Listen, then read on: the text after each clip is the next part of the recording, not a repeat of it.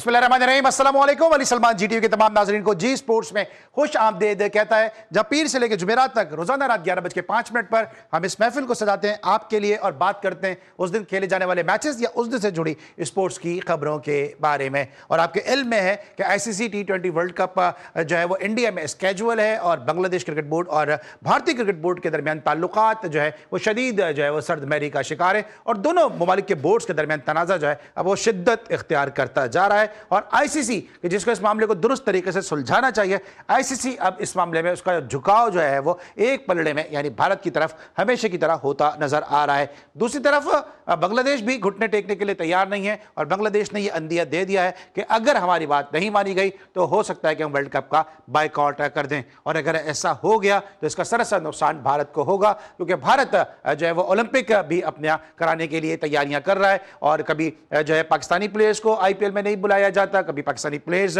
जो मुख्तलिफ खेलों से भी वाबस्ता है उनको वीजे नहीं दिए जाते और कभी दूसरे ममालिक के जो पाकिस्तानी नज़ात प्लेयर हैं उनको जो है वो वीज़ों के हवाले से मसाइल का सामना करना पड़ता है। और कभी जिस तरह मैं बार बार अपने शोज़ में कहता हूं कि अभी कभी कभी हमारे जो ब्लाइंड क्रिकेट टीम के कप्तान हैं उनको जो है वो ग्लास में पानी में जहर मिला के दे दिया जाता है। तो ये सारी हरकतें जो हैं वो सामने आ रही हैं। ऑस्ट्रेलियन वीमेन के जो क्रिकेटर्स हैं उनके साथ भी जो है हरासमेंट का केस आया, अभी एक शूटर के साथ हरासमेंट का केस आया और जो उनके कोच शूटिंग के उनको भी जो है वो अरेस्ट किया गया। तो बहुत सारी चीज़ें जो भारत के जो है आलमी सतह पर जो है उसका मामला जो है वो ख़राब करती नज़र आ रही हैं। और ये ताज़ा तरीन मामला अगर नहीं बैठा किसी ऊँट ये करवट तो भारत के लिए काफ़ी मुश्किलात का बाइस हो सकता है। साथ साथ रिजवान की कंट्रोवर्सी भी इस वक्त जारी है। कल हमने कामरा नकमल के साथ जो शो किया था उसमें कामरा नकमल ने जो जवाबात दिए थे रिजवान के हवाले से हम आप सबके इंतहाई मशकूर हैं कि ना सिर्फ पाकिस्तानी मीडिया ने बल्कि जो भारतीय मीडिया है उसने भी हमारे शो की स्टोरीज को कोट किया। कामरा नकमल की गुफ्तगू और मेरे सवालात को उन्होंने कोट किया यकीनी तौर पे, जिसके लिए हम अपने प्रोड्यूसर फैजान मुस्तफ़ा नकी और अपने मैनेजमेंट के इंतहाई शुक्रगुजार हैं कि उन्होंने हमें मौका फराहम किया, ये प्लेटफॉर्म फराहम किया कि जिसके ज़रिए हम खुलकर बात कर सकते हैं अपने मुअज़्ज़ज़ मेहमानों के साथ। इस वक्त हम चलेंगे अब प्रोग्राम के फॉर्मेट की जानिब कि जहाँ पर हमारा प्रोग्राम का फॉर्मेट है आज की टॉप स्टोरीज। पाक ऑस्ट्रेलिया T20 मैचेस का स्केजुअल सामने आ गया। सीरीज का आगाज 29 जनवरी से होगा। तमाम मैचेस कज़ाफ़ी स्टेडियम लाहौर में खेले जाएंगे। PCB ने मुल्तान सुल्तान्स की ऑक्शन के लिए इश्तिहार जारी कर दिया। ख्वाहिशमंद सरमायाकार 30 जनवरी तक दस्तावेज़ात जमा करवा सकते हैं। जब आपको पता चले कि आपकी एक्स दोबारा शादी कर रही है, अली तरीन का मुल्तान सुल्तान्स की नीलामी पर दिलचस्प रद्द-ए-अमल। लाहौर को 3 ट्रॉफियां जितवा दी हैं। पाकिस्तान को ट्रॉफी जितवाने की कोशिश करूंगा, शाहीन शाह अफरीदी। इस मरतबा हम आपको मायूस नहीं करेंगे। भारत के खिलाफ 2017 की परफॉर्मेंस दोहराने का वक्त आ गया है, फखर जमान। मुआहदा पूरा ना करने की बातें झूठी हैं, कप्तान की बात माना मेरा फर्ज है। हमारा मजहब भी इस बात की तकलीन करता है कि अपने अमीर की इताअत करें, मोहम्मद रिजवान। बातचीत का रास्ता अभी भी खुला है, हम अपने मौक़िफ़ से 1 इंच भी पीछे नहीं हटेंगे। हम भारत नहीं जा रहे। बांग्लादेश बोर्ड के नायब सदर की ICC को बड़ी warning. Under 19 cricket world cup का कल से आगाज होगा। कौमी टीम अपना पहला मैच इंग्लैंड के साथ 16 जनवरी को खेलेगी। Asian champion Pakistan under 19 world cup में अच्छी कारकर्दगी दिखाने के लिए पुरअज़्म। और दौरे जनूबी अफ्रीका के लिए पाकिस्तान विमेंस स्क्वाड का ऐलान। फातिमा सना दोनों फॉर्मेट्स में कौमी टीम की क़यादत करेंगी। तायरा जबीन और हमना बिलाल को पहली बार कौमी स्क्वाड में शामिल किया गया। नाज़रीन, ये थी आज की टॉप स्टोरीज और टॉप स्टोरीज में आपने देखा कि कल से अंडर 19 वर्ल्ड कप का आगाज़ हो रहा है। पाकिस्तान क्रिकेट से जुड़े और इंटरनेशनल क्रिकेट से जुड़े तमाम तर मामला पे गुफ्तगू करने के लिए आज मेरे साथ एक ऐसे ज़बरदस्त स्पोर्ट्स जर्नलिस्ट मौजूद हैं कि जो कलम से भी जो है वो ज़बरदस्त अपने ख्यालात का इजहार करते हैं। गुफ्तगू उनकी बड़ी बेबाक होती है और साथ साथ ये पाकिस्तान के शायद वाहिद स्पोर्ट्स जर्नलिस्ट होंगे जो PCB के क्वालिफाइड कोच भी हैं और इन्होंने पाकिस्तान को शाहीन शाह अफरीदी जैसा ज़बरदस्त फास्ट बॉलर भी दिया कि शाहीन शाह अफरीदी को इब्तिदाई उम्र में रियाज अफरीदी ने इनसे मिलवाया और उसके बाद इन्होंने जो है वो इस हीरे को तलाशने में बड़ा इंपॉर्टेंट रोल प्ले किया। और भी बहुत सारे प्लेयर हैं कि जिन्होंने अपने एबटाबाद रीजन से अपनी कोचिंग में और KP से जो है अपनी कोचिंग के जरिए पाकिस्तान क्रिकेट को दिए। हमारे साथ मौजूद है इंतहाई कोनाबख्श, इंतहाई Jayyad sports journalist Ayaz Akbar Yusufzai साहब। शो में खुश आमदीद कहते हैं। अस्सलाम वालेकुम अयाज, कैसे हैं आप? जी, वालेकुम अली भाई, कैसे हैं आप? ठीक-ठाक सब? मैं अस्सलाम वालेकुम। मैं बिल्कुल ठीक ठाक हूँ और आपकी जो शख्सियत है बड़ी हमजैत शख्सियत है, क्योंकि अमूमन हमारे साथ स्पोर्ट्स जर्नलिस्ट होते हैं, लेकिन आप शायद पाकिस्तान के वाहिद स्पोर्ट्स जर्नलिस्ट होंगे जो पीसीबी के क्वालिफाइड कोच भी हैं, रीजन को भी आपने कोच किया, बड़े जबरदस्त प्लेयर्स भी आपने अपनी कोचिंग के जरिए जो है पाकिस्तान क्रिकेट को दिए। कल से अंडर-19 वर्ल्ड कप का आगाज हो रहा है और क्या उम्मीदें की जा सकती हैं उस टीम के साथ कि जिसने एशिया कप जीता और बड़ी जबरदस्त परफॉर्मेंस देते नजर आ रहे हैं, क्या कहेंगे? अली भाई, काफ़ी अर्सा हो गया। अगर आप देखें जैसे कि सरफराज या उसके बाद उससे पहले अगर आप चले जाएँ तो काफ़ी अच्छी टीमें हमारी बनती रही। अंडर-19 की बहुत अरसे बाद, मैं कहूँगा कुछ दहाई के बाद मैंने कोई अच्छी टीम देखी जिसमें दम खम नजर आया हमें। ये नहीं कि एशिया कप में लड़के बड़े मैच्योर लग रहे हैं इसके अंदर और बड़े रिस्पॉन्सिबल भी लग रहे हैं, अपना अपना रोल समझते हैं। जिस तरीके से एशिया कप के अंदर इंडिया को हमने हराया, इसके साथ साथ बाकी भी तरीके से लड़के खेले थे, जिस तरह परफॉर्मेंस के अंदर तसलसल नजर आया, तो मुझे लगता है कि बाकी हार जीत तो आपको पता ही है, गेम है, बट अच्छा आपको जो है वो एक मुकाबला नजर आएगा और टीम के अंदर काफी ज्यादा एक कॉम्बिनेशन है।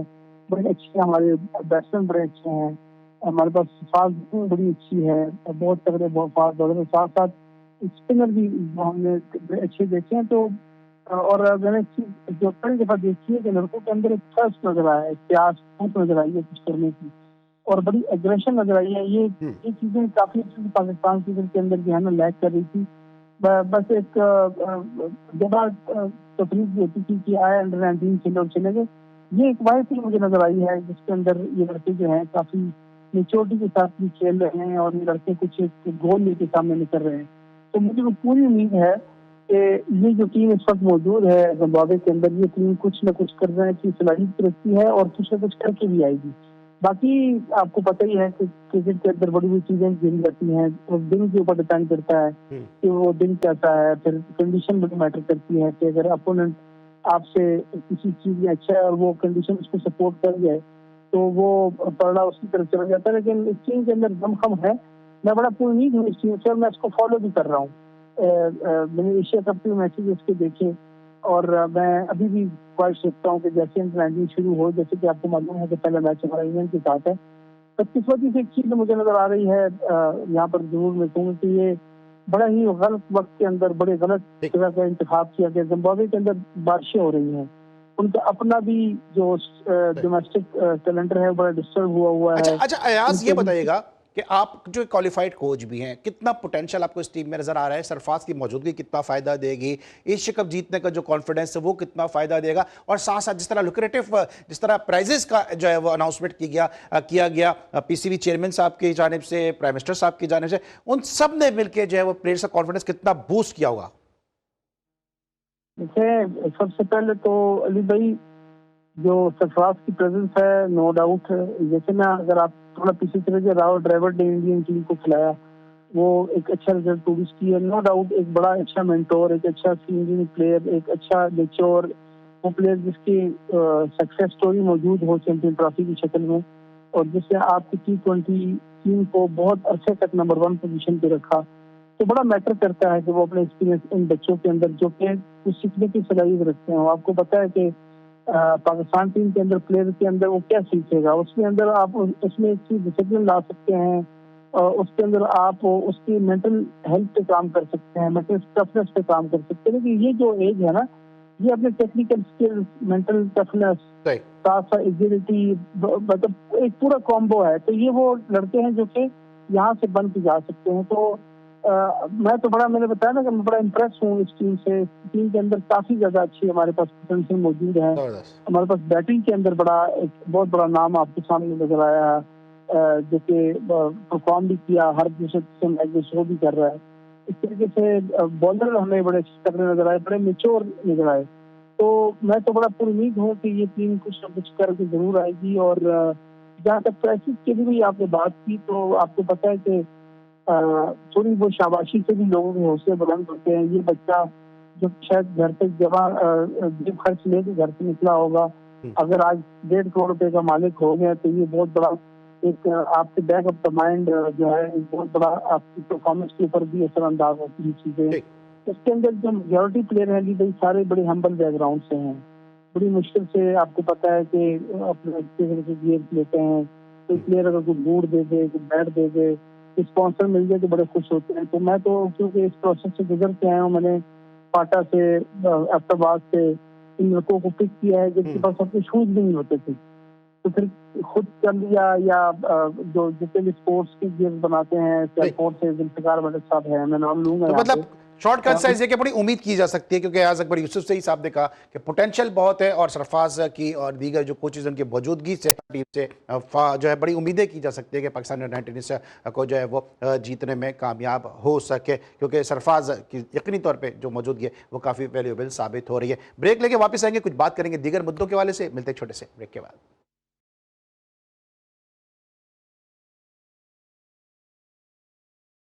Back after the break. और ब्रेक पर जाने से पहले हम बात करते हैं अंडर-19 वर्ल्ड कप के वाले से। इसका कल से आगाज हो रहा है, लेकिन जनाब पाकिस्तान सुपर लीग का भी आगाज होने वाला है और इस हवाले से जो है दो नई टीमें जो है वो शामिल की गई हैं। मुल्तान सुल्तान की जो है वो बिडिंग के लिए जो है अब जो है वो पीसीबी ने जो है वो इश्तिहार भी जारी कर दिया है, लेकिन अली तरीन है कि जिनके बारे में कहा जा रहा था कि मुल्तान सुल्तान को लेने में इंटरेस्टेड है और बिल्कुल आखिरी लम्हात में वो बैकआउट हो गए। उन्होंने अब सोशल मीडिया पर मुल्तान सुल्तान के इस जारी किए गए इश्तिहार के हवाले से एक बड़ा दिलचस्प उन्होंने एक जो है वो ट्वीट भी किया है। समाजी राब्ते की जो साइट है एक्स, उस पे यानी ट्विटर पे उन्होंने कहा when you find out your x is getting remarried. उन्होंने एक अपनी एक्सरसाइज करते हुए तस्वीर भी शेयर की है, जिसमें उन्होंने कहा कि कैसा लगेगा जब आपकी एक्स जो है वो दूसरी शादी कर रही हो या दोबारा जो है वो शादी कर रही हो। लेकिन सवाल ये पैदा होता है अली तरी साहब, शायद लोगों की याददाश्त कमजोर हो सो हो, लेकिन कम से कम मेरी याददाश्त तो कमजोर नहीं है, क्योंकि दूसरी शादी तो आपने की थी, इससे पहले मुल्तान सुल्तान शॉन ग्रुप के पास थी, दूसरी आपके पास आई थी, अब एक्स जो है वो डबल एक्स बनने के लिए जा रही है। मेरे साथ मौजूद है अयाज अकबर यूसुफ जई साहब। अयाज भाई, इस ट्वीट के हवाले से क्या कहेंगे, क्योंकि अली तरीन साहब शायद ये भूल गए कि मुल्तान सुल्तान के वो पहले ओनर नहीं है, इससे पहले शॉन ग्रुप के पास थी ये टीम। मुझे मैं तो खुद बड़ा कंफ्यूज हूँ कि अली तरीन के दिमाग में चल क्या रहा है, क्योंकि खैर उनके पास थी, उनकी डेथ के बाद इन्होंने टेक ओवर कर ली। अब मुझे इसकी लेगेलिटी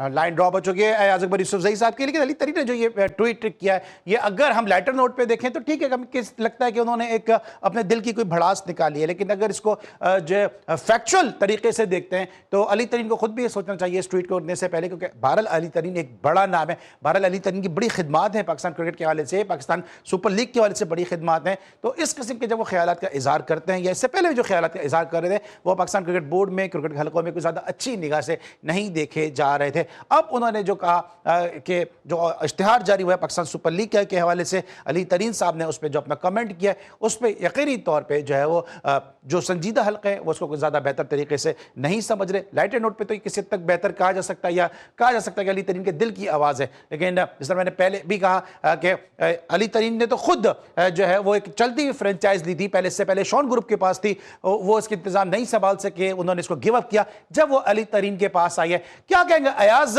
अली तरीन के पास तो खुद जो है मुतलिका हो गए या बेवा हो गए मुल्तान सुल्तान आई थी। मैंने भी ये बात कर रहा था, अब लाइन कट गई थी, मैंने कहा मैं खुद हैरान हूँ, बड़ा कंफ्यूज हूँ कि जो शॉन ग्रुप के पास ये इसके पास ये गई थी, उनकी डेथ के बाद उन्होंने एक स्कीम को लेकर हैं, मुझे नहीं पता इसके ऑपरेशन राइट्स का या के हवाले से वो क्या मसले थे, क्या तनाज़े थे, ये पीसीबी और अली को पता होगा कि मामला इस वक्त क्या है, लेकिन उनके अंदर खूनी जंग जरूर चल रही थी, जिसकी वजह से अली तरीन ने काफी ज्यादा टफ टाइम दिया इनको। बताया बोर्ड के ऊपर पॉलिसी और के हवाले से जो पॉलिसी थी उसके ऊपर क्रिटिसाइज भी किया। एक तरफ उन्होंने टीम छोड़ दी, अगले दिन जब बिडिंग थी तो बिडिंग में आगे बैठ भी गए और आखिर में तो आखिरी टाइम पे बैकआउट कर गए। मुझे जो लगता है कि पहले तो ये समझते थे कि शायद ये टीम को सही 77-78 करोड़ में इन्होंने वो, आपको पता ही है 75 में इन्होंने लिए थे वो राइट्स, क्योंकि पहले बाकी टीमों के कम थे, इनके ज्यादा थे, तो शायद ये समझ रहे थे कि ये होने बोले काम होगी तो बैठ जाऊंगा और हो सकता है मुझे मुल्तान सुल्तान या जो दो चीजें नहीं आ रही हैं वो कोई कम पैसे मिलेगी, लेकिन बिल्डिंग का वो जो लेवल देखा तो शायद उन्होंने कहा ये फिर काफी ऊपर जा रही है मामला। अब फिर एक ये एक मैचअप कर लिया पीसीबी के साथ और फिर भी उसी तरह से करके एक दूसरे से ये टीम पे ओवर कर लें, तो वो भी तो बात समझ नहीं आई या फिर इतनी ऊंचाई पहुंच चुकी थी उनके लिए वापस से नहीं था और वो अपॉलॉजी नहीं करना चाह रहे थे या जो मामलात उसमें पहुंच गए थे शायद पीसीबी के सामने पैसे को ना मुश्किल था, हालात के कई सारे दोनों पार्टी चली थी। लेकिन इस सिचुएशन को किस तरह से देखते हैं कि ठीक है तो पाकिस्तान क्रिकेट बोर्ड का ये एक जो इस्तेकाक है उनका प्रेरोगेटिव है इनके जनाब अगर कोई फ्रेंचाइज किसी ने छोड़ दिए तो उसको जो है वो उसको ऑक्शन उसको दोबारा करें, उसकी बिल्डिंग दोबारा से करें। अब ये कहना कि x is getting remarried again, इस तरह की उन्होंने जो है वो बात की है। आपको लगता है कि अली तरह खुद भी तो इस दौड़ के अंदर शामिल थे, वो खुद भी तो हलाला करने के लिए बारात लेकर आने के लिए तैयार थे, आखिरी लम्हात में उन्होंने अपनी बारात को अपने दरवाजे ही पे रोक लिया, अब जब दूसरे लोग ले रहे हैं तो फिर इस किस्म की बातें कर रहे हैं। वही मैंने आपको गुजारिश की है कि फ्रस्ट्रेशन है, तो आपने बचपन में पढ़ा होगा ना पॉइंट की अंगूर खट्टे वाली बात है, तो अंगूर खट्टे हैं आप इसको अब जिस तरीके से भी कहें, लेकिन अब उनको ये नजर नहीं आया कि अब उनके साथ जो हालात पीसीबी के साथ शायद वो उस मैच पर भी पहुंच पाए, तो उन्होंने फ्रस्ट्रेशन जो है ये किया कि ठीक है हमें क्या परवाह, या अंगूर खट्टे हैं या जो भी करते हैं या जो भी करें। मैं आपको बताऊं कि किसी भी खुद एक्सपेक्ट नहीं कर रहा था कि जो दो फ्रेंचाइज हैदराबाद और सरकोट की है शायद इतनी बड़ी वैल्यू होगी, कोई भी एक्सपेक्ट नहीं कर रहा था ऑनेस्टली। तो लोग कह रहे थे कि बेस प्राइस उन्होंने बनाई है 1 करोड़ 10, तो वो भी किसी भी निशान पे कि बैकआउट ना हो जाए, लेकिन जो रिस्पॉन्स मिला जो फॉरेन इन्वेस्टर्स हैं दोनों आए हैं, दोनों फॉरेन इन्वेस्टर्स हैं ऑस्ट्रेलिया में अपने सेटअप है, वो फवाद साहब जो है बड़े अच्छे से मैं जानता हूँ ईस्टर्न में अपनी क्रिकेट चला रहे हैं, इनका अपना ग्राउंड भी है और ये हमारे कई मेरे पास क्रिकेटर थे वगैरह उनके पास खेलते थे ऐसा, तो मैंने सुना है इसके बारे में, तो ये तो बड़े पैसे लगाने वाला बात है। तो अभी मुझे लग रहा है कि पीसीबी जगह का लोहा गर्म है, तो इस पे और भी जो है ना कहीं गर्म लगाई जाए लगे आज इससे पहले क्योंकि खुदा न खास्ता जो मोमेंटम बना है वो टूट लग जाए, तो मुल्तान सुल्तान ने जो डाल दी थी, और मुल्तान सुल्तान के बारे में पीसीबी एक्सपेक्ट कर रहा है कि 200 करोड़ से ऊपर की बात जाएगी, और जो पार्टियां इस वक्त रह गई 8 में से 2 तो ले गई हैं, तो 6 में मुझे लगता है कि वही 6 को ये फिर प्री क्वालिफाई करके लाएंगे और 6 में से किसी एक को ये जो है ना मेरे जरा अयाज ये बता रहे हैं कि इन 6 पार्टियों के अलावा भी कुछ और पार्टियां जो हैं वो इस बिडिंग में जो है वो शिरकत करने के लिए तैयारी कर रही है, कुछ और जो है वो इन्वेस्टर्स भी जो हैं वो अब जो है वो इस मुल्तान सुल्तान को लेने में इंटरेस्टेड है। अब ये बताइएगा मुझे कि अब थोड़ा सा जरा टॉपिक को चेंज करते हैं, जरा रिजवान की तरफ आते हैं कि जो भी कुछ, क्योंकि आप क्वालिफाइड कोच भी हैं, जो भी कुछ रिजवान के साथ हुआ as a coach as a journalist, आपको क्या लगता है एज ए पाकिस्तानी कि क्या ये दुरुस्त किया गया उनके साथ जिस अंदाज से वो बैटिंग कर रहे थे कि उनको वापस बुलाया गया, और उस पर उन्होंने खुद तो माइंड नहीं किया, लेकिन पाकिस्तान के कुछ फॉर्मर क्रिकेटर्स हैं वो चिराग पा हो रहे हैं, सीख पा हो रहे हैं कि पाकिस्तानियत के ऊपर बात आ गई है, वापस बुलाना नहीं चाहिए था, या आप समझते हैं कि सही फैसला था कि जब एक प्लेयर जो है वो 23 गेंदों पे 26 रन कर रहा है और 3 गेंदों पे 14 रन कर चुका है, तो बाकी उसने 17 गेंदों पे क्या किया यही देख के वापस बुलाया? चलिए भाई, ये मैंने ना मैं मतलब बताता हूँ कि मैंने ऐसे क्रिकेट फॉलो की है और ये आपको पता सारी लीग भी फॉलो कर रहे हैं। पहला वाकया मैंने देखा वैसे अपनी नौयत का मैंने देखा, हो सकता है आपने देखा हो कि किसी इस तरह के मैच के अंदर किसी आप प्लेयर को बार बुला रहे हो, किसी बैट्समैन को रिटर्न हेड हो गए तो आते हैं प्लेयर, डिक्लेयर भी होती है टेस्ट मैचेस के अंदर, लेकिन इस तरह मैंने नहीं देखा। तो ये ऑब्वियसली बड़ा एम्बैरेसिंग सिचुएशन बनी है रिजवान के लिए, जिनको पहले ही पाकिस्तान टीम जो है T20 के बाद निकाल चुकी है, आपको पता ही है, जो कैप्टन भी रहे फिर वाइस कैप्टन भी रहे, तो रिजवान को खुद भी, और आपको पता है रिजवान इस वक्त बड़े महंगे तकरीबन 4,20,000 US$ तकरीबन जो 7.5-8 करोड़ रुपए पाकिस्तानी बनता है, उस पर ये इन्होंने इनको खरीदा है इनकी टीम ने। तो वो एक्सपेक्ट इनसे करते हैं कि ये आए हैं तो कम से कम जो क्राउड है जो टीम है, है जो आपको कोई फ्रेंचाइज खरीदती तो वो आपसे आउटपुट लेती है, वो आपको प्लान देती है कि ये आपका ये रोल होगा। चौथे नंबर पे आपको खिला रहे हैं, चौथे नंबर पे जो रोल किसी बैट्समैन का बनता है वो रन आउट बॉल तो नहीं बनता ना, वो स्ट्राइक रेट कम से कम आपसे 150, 140 प्लस तो वो एक्सपेक्ट करते ही है कि 140 प्लस तो आपका मतलब अपना स्ट्राइक रेट है। लेकिन रिजवान को थ्रू आउट आप देखें तो 101 इनका स्ट्राइक रेट रहा है through out this big bash, और मेरे ख्याल में कोई 163 के 64 रन इन्होंने बनाए हैं। इसमें तो इसमें गलती किसकी समझते हैं आप? क्या जो कोचिंग स्टाफ है उनकी, कोच की, कप्तान की गलती है, या रिजवान की आप इसमें गलती समझते हैं कि रिजवान थोड़ा सुस्त खेले? अली भाई, रिजवान जितनी क्रिकेट खेला है ना, अब आप किसी कोच ने रिजवान को क्या बताना है? मुझे बताया ना, रिजवान कितनी क्रिकेट खेल चुका है। ये प्रोफेशनल प्लेयर है, इनको खुद पता होता है कि हम जिस आपको जब टीम मैनेजमेंट आपको एक रोल देती है कि ये अली सलमान साहब ये आपका रोल है, आपने मिडिल में आके 140 130 आपने विकेट भी रखी है, क्योंकि आप एज अ प्रो आए ना टीम के अंदर इतने बड़े पैसे दे, तो आपका टीम का अंदर रोल ये है कि आपने 130 40 पे आपने अपना स्ट्राइक रेट भी रखना है और विकेट भी साथ लेके चलनी है और ये ओवर्स को भी आगे लेके इस तक फिनिश करना है। तो रिजवान को अपने रोल का पता है, तो इसमें सरासर किसी की गलती नहीं है। तो रिजवान की अपनी गलती से समझता हूँ कि आप एक प्रोफेशनल प्लेयर हैं, आपको आपके रोल का पता है, तो पर आप उस तरीके से उसकी आउटपुट क्यों नहीं दे रहे? या तो आप नहीं हो पा रहा। मैं समझता हूँ कि रिजवान करना चाह रहा होगा, लेकिन कंडीशन इतनी ईजी नहीं है। बॉल जिस लेवल के ऊपर आ रहा है उसमें इतना इजी पाकिस्तानी बैट्समैन के लिए नहीं होता रन करना। बाबर आजम भी स्ट्रगल कर रहे हैं, आपने देख लिया होगा। हमारी किस्मत ये है कि पाकिस्तान के अंदर फ्लैट बच्चे हैं, आपने देखा होगा। फिर हम जाते हैं लीग खेलने के लिए दुबई, कभी ICC फिर हम BPL जाते हैं, फिर हम श्रीलंका चले जाते हैं। तो हमारी तो सारी क्रिकेट हो ही इधर रही है लो बाउंसी विकेट के ऊपर। तो फिर जब ऑस्ट्रेलिया बिग बैश जाके खेलेंगे तो फिर वो बैट्समैन जिसका सारी क्रिकेट जो है वो फ्रंट फुट के ऊपर खेलने की होती है, तो ऐसी जगहों पर आगे आप अपनी टेक्निक चेंज करते हुए टाइम लगता है। या तो फिर आपकी स्किल्स इस लेवल के ऊपर होती है कि आप एडजस्ट कर लेते हैं। तो ऑस्ट्रेलिया, साउथ अफ्रीका, इंग्लैंड के टूर भी इतने ज्यादा नहीं है पाकिस्तान के कि आप रेगुलर जाके इन ट्रैक्स के ऊपर खेलें। तो स्ट्रगल कर रहे हैं। ये नहीं कि रिजवान ही करना चाह रहा होगा, रिजवान करना चाहता अच्छा है अच्छा, लेकिन हो अयाज, नहीं रहा। आपकी गुफ्तगू से जो मैंने एसेंस लिया वो ये है कि आप समझते हैं कि रिजवान की इसमें गलती है कि वो अपने आप को अडॉप्ट नहीं कर सके सिचुएशन के लिहाज से। लेकिन अब कुछ लोग ये बात भी कर रहे हैं कि रिजवान को वापस आ जाना चाहिए, रिजवान की रिस्पेक्ट जो है वो खराब हुई है, पाकिस्तान की रिस्पेक्ट खराब हुई है। रिजवान दूसरी तरफ ये कह रहे हैं कि मजहब ये सिखाता है कि अपने जो लीडर है, अपने कप्तान है, उसकी बात मानो, मैं पूरा ये अपना कॉन्ट्रैक्ट पूरा करूंगा। आप क्या कहते हैं इस तमाम सिचुएशन पे? सबसे पहले तो अगर कॉन्ट्रैक्ट खत्म करेगा तो 7.5-8 करोड़ रुपए कहाँ जाएगा? नंबर 1 सवाल तो ये है। अगले गेयर पैसों के लिए किया हुआ ना। सबसे पहले तो पैसे, अगर कॉन्ट्रैक्ट तोड़ेगा तो पैसे नहीं मिलेंगे, नंबर 1। दूसरा, कोई बात नहीं है, देखें टीम के अंदर आपको एक रोल है, वो आप नहीं कर पा रहे, तो इसका ये मतलब नहीं कि आप टीम छोड़ के आ जाए। ये स्पोर्ट्समैनशिप नहीं होती।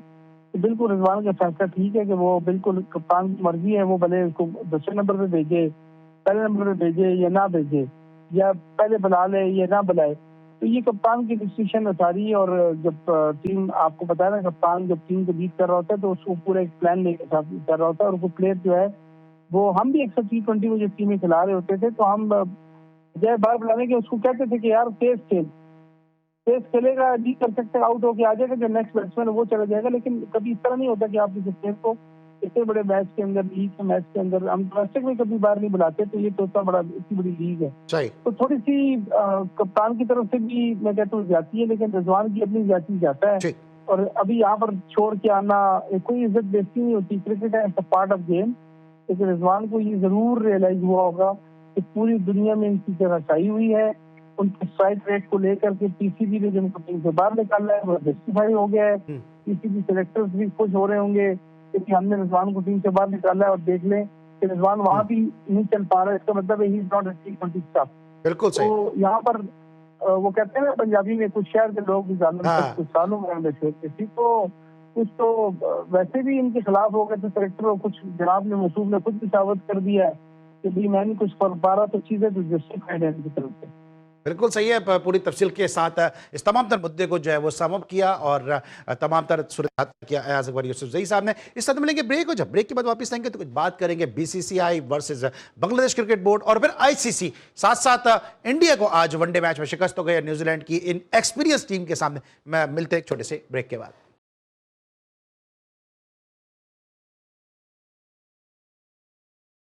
Welcome back after the break. और ब्रेक पर जाने से पहले हम रिजवान के इशू पे बात कर रहे थे अयाज अकबर यूसुफजई साहब से।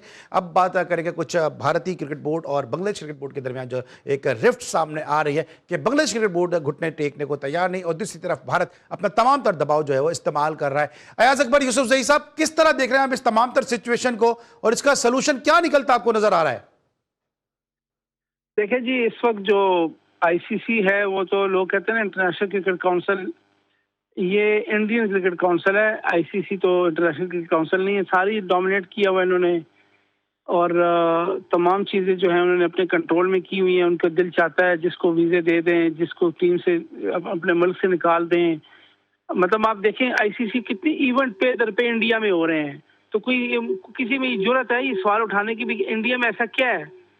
हर 10 साल में आप देखें तो 7 इवेंट तो ये करवा रहे हैं, वो वुमेन वर्ल्ड कप हो, वो दूसरा वर्ल्ड कप हो, वो कोई और एक्टिविटी हो रही हो, तो क्या बाकी मुल्क जो है वो क्रिकेट छोड़ दें? तो मैं तो हैरान हूँ, कठपुतली बने हुए हैं बशमूल पीसीबी सारे लोग आईसीसी के लिए।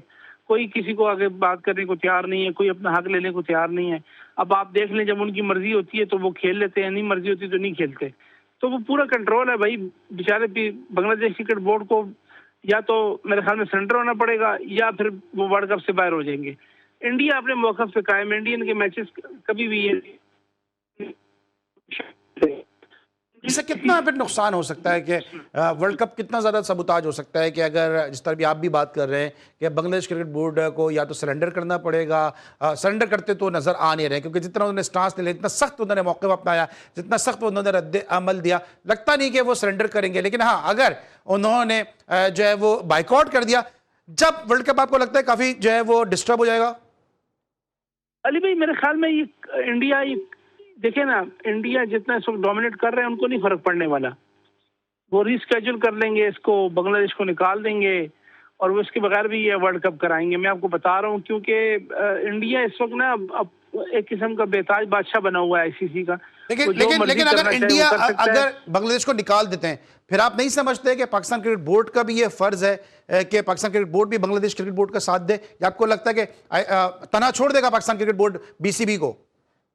देखिए, मुझे इस वक्त नहीं अंदाजा कि इस वक्त पीसीबी और बांग्लादेश के दरमियान क्रिकेट रवाबत कितने क्लोज हैं, लेकिन मुझे नहीं लगता कि पीसीबी जो है बांग्लादेश के लिए इतना बड़ा चांस लेगा कि वो अपने जो है ना वो वर्ल्ड कप से अपने आप को दस्तबरदार कर लेगा।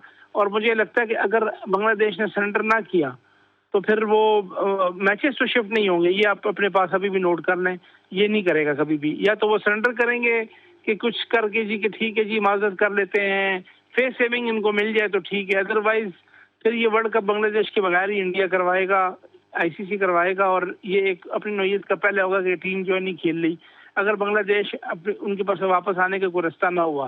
लेकिन मुझे लगता है ये पैचअप हो जाएगा इनका, वो कोई माफी तलाफी करके कोई आगे इनको गारंटियां दे के तो इनको आराम कर लेगा बांग्लादेश। अच्छा यार, क्योंकि आप क्वालिफाइड कोच भी हैं, आपको लगता है कि तमाम तर जो ऑफ द फील्ड मामलात हैं बीसीसीआई के, वो पूरी दुनिया में जगहसाई का बाइस बन रहे हैं? ये अब जो चीज़ें हैं ये रिफ्लेक्ट कर रही है भारतीय टीम की परफॉर्मेंस पे भी, उनकी कारकर्दगी पे भी। आज भी उनको न्यूजीलैंड की इनएक्सपीरियंस टीम ने, जिसका 8 खिलाड़ी जो हैं वो शायद पहली मरतबा भारत आए होंगे, उन्होंने इंडिया की मजबूत टीम को शिकस्त दे दी। आप अली भाई आप देख लें, डिक्लाइन शुरू हो चुका है। आप जो इमर्जिंग कप था वो भी आपने देख लिया, इंडिया की टीम के साथ क्या हुआ, जो कि हम जीत गए अल्हम्दुलिल्लाह। फिर आपने एशिया कप में भी इंडिया का हाल देख लिया, उनके स्टार जो 2-3 बैट्समैन थे जिनको लेके बड़ा फख्र कर रहे थे वो भी आपने देख लिया। नेशनल टीम की हालत भी आपने देख ली, जिस तरीके से वो इस वक्त खेल रही है इनकी मेन टीम जो है। और अभी भी देखें ना, इसके अंदर 3-4 रोहित शर्मा भी खेल रहे हैं, मतलब 2-3 प्लेयर अभी इनके ऐसे हैं जो कि आखिरी झटकों में है। वो जब निकल जाएंगे तो इनकी टीम तो एक्सपोज हो जाएगी। तो ये मकाफात अमल है, जब आप किसी के लिए गड़क होते हैं ना अली भाई, तो उसमें खुद भी करते हैं। ये हमारे ठीक है, इंडिया के साथ मकाफात अमल हो रहा है, लेकिन यहाँ पे और भी इनजस्टिस हो रहा है। अब पाकिस्तान क्रिकेट बोर्ड की थोड़ी बात कर लेते हैं कि ठीक है, मैं कहता हूँ कि अगर कोई पोटेंशियल जिसमें है आप उसको मौके दें, लेकिन ये कहाँ का इंसाफ है कि एक मैच रेफरी जिसने 20 से 30 मैचों को सुपरवाइज किया है उसका नाम आप आईसीसी में भेज रहे हैं। दूसरी तरफ यहाँ पे ऐसे पुराने मैच रेफरीज हैं, मैं अगर नाम लूंगा इफ्तिखार अहमद है जिस तरह कराची के, जिस तरह अगर हम बात कर लेते हैं तो इकबाल शेख हैं जो हैदराबाद के हैं, या और भी मैच रेफरी हैं, बिलाल खिलजी हैं जो भावलपुर मुल्तान के हैं, रीजन से ताल्लुक रखते हैं, और भी मैच रेफरी हैं, बड़े अच्छे मैच रेफरी जो ग्रेड 2 में भी हैं, जिसमें अमीरुद्दीन अंसारी भी हैं। तो इन मैच रेफरीज की तरफ निगाह डाल नहीं रहे। आपने 20 से 30 मैच सुपरवाइज करने वाले का नाम आईसीसी में भेज दिया। ये तो खुला खुला आपको नहीं लगता कि जो है वो इनजस्टिस है और जो है वो सपोर्ट है, नेपोटिज्म है? अगर मैं आपसे ये पूछूं कि पाकिस्तान की बोर्ड को चला कौन रहा है, मोहसिन नकवी साहब तो मसरूफ हैं।